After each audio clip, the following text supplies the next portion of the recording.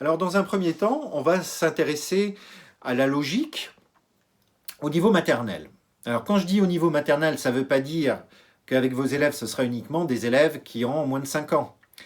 Ça veut dire que c'est ce qu'on va trouver dans les programmes plutôt de maternelle, et pas tellement dans les programmes qui vont suivre.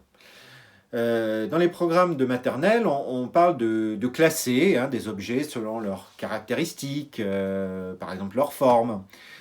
Et puis aussi identifier un principe d'organisation d'un algorithme et poursuivre l'application de cet algorithme.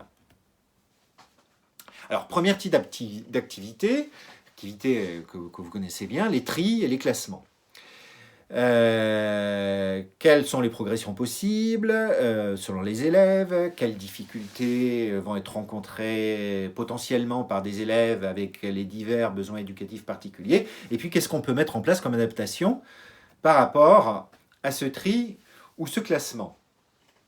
Alors je vous laisse voir une diapo ci-dessous, qui concerne différents...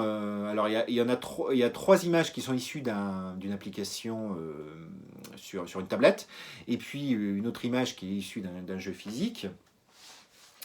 Et je vais vous laisser un petit moment de réflexion pour voir si déjà il y aurait une progression pour vous si on prend ces quatre activités à faire. Alors peu importe l'histoire que ce soit sur tablette ou pas, essayez de comprendre un petit peu implicitement ce qu'il y a à faire dans ces activités, et est-ce qu'il y aurait un ordre dans lequel vous, avec un même élève, un ordre que vous emploieriez.